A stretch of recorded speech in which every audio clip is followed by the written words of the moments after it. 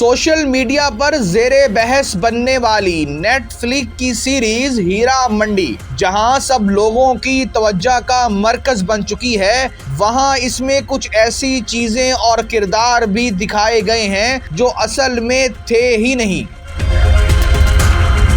سنجے لیلا بنسالی کی ہیرا منڈی نامی سیریز میں لاہور کے شاہی محلے کی طوائفوں کو انگریز سرکار کے خلاف لڑنے والے انقلابیوں کا ساتھ دیتے ہوئے دکھایا گیا، جو اصل میں ایک جھوٹ ہے۔ سچ تو یہ ہے کہ لاہور کی طوائفوں نے تحریک آزادی کے مجاہدوں کی بجائے انگریز حکومت کا ساتھ دیا تھا۔ اس کی بنیادی وجہ وہ نواب تھے جو انگریزوں کے غلام تھے۔ اس وقت طوائفوں کے کوٹھے انہی نوابوں کی وجہ سے تو چلتے تھے، لہٰذا طوائفوں کی وفاداریاں ان نوابوں کے ساتھ ہونے کی وجہ سے انگریز سرکار کے ساتھ تھی۔ وہ آزادی کی جنگ میں حصہ لینے کی بجائے غلامی کے گھنگرو پہن کر اپنا ناچ گانا برقرار رکھنا چاہتی تھی۔ ان خیالات کا اظہار معروف اینکر پرسن حامد میر نے اپنی ایک تحریر میں کیا۔ حامد میر کہتے ہیں کہ اصل ہیرا منڈی شاہی قلعہ لاہور کے پہلو میں نہیں بلکہ بھارت اور پاکستان کے بڑے شہروں کے ماڈرن علاقوں میں منتقل ہو چکی ہے۔ پرانی ہیرا منڈی میں طوائفیں زلف و رخسار بیچتی تھیں،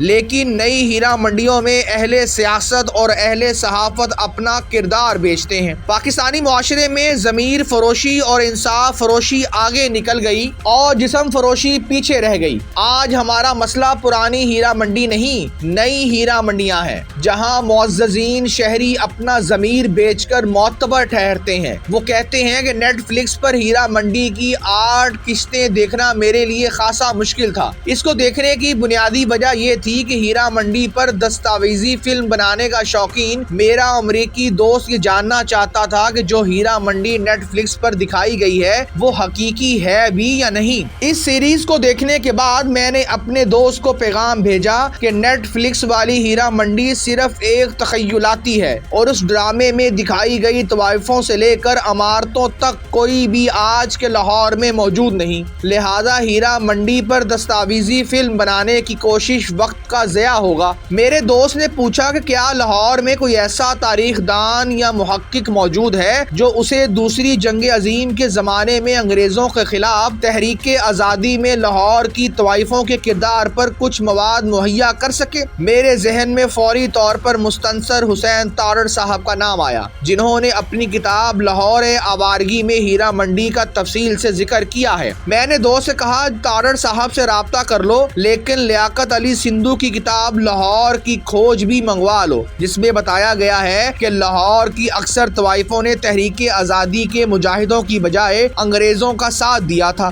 مسئلہ دراصل یہ تھا کہ نیٹ فلکس پر دکھائی جانے والی ہیرا منڈی میں ایک طوائف بیبو جان تحریک آزادی کے مجاہدوں کے لیے انگریزوں کی مخبری کرتی ہے اور ایک انگریز پولیس افسر پر گولی بھی چلاتی ہے۔ اس قسم کا کوئی کردار مجھے مستنصر حسین تارڑ صاحب کی کتاب میں نہیں ملا۔ البتہ 1857 کی بغاوت میں کانپور کی ایک طوائف عزیز النساء نے باغیوں کا کھل کر ساتھ دیا تھا۔ یہ طوائف عزیزن بھائی کے نام سے مشہور تھی۔ اس کی دیکھا دیکھی لکھنؤ کی طوائفوں نے بھی بغاوت کی اور پھر دارا ناسی میں حسینہ بھائی نے ایک طوائف سبھا بھی بنائی۔ سنجے لیلا بنسالی کے لیے لکھنؤ یا دارا ناسی کی طوائفوں پر ڈرامہ بنانا زیادہ آسان تھا، لیکن انہوں نے عزیزن بھائی اور حسینہ بھائی کے کردار کو لاہور کی ہیرا منڈی میں فلما کر ایک نئی بحث چھیڑ دی۔ آج کل پاکستان میں یہ بحث چل رہی ہے کہ نیٹ فلکس پر دکھائی جانے والی ہیرا منڈی اور لاہور کی اصل ہیرا منڈی میں کیا فرق ہے۔ سنجے لیلا بنسالی نے نیٹ فلکس پر جو ہیرا منڈی دکھائی ہے اس میں بڑی بڑی عالی شان حویلیاں ہیں جو آج کی اصلی ہیرا منڈی میں کہیں نظر نہیں آتی۔ اس سیریز میں جو نواب دکھائے گئے ہیں وہ انگریزوں کے زمانے میں لکھنؤ میں تو موجود تھے لیکن لاہور میں نہیں تھے۔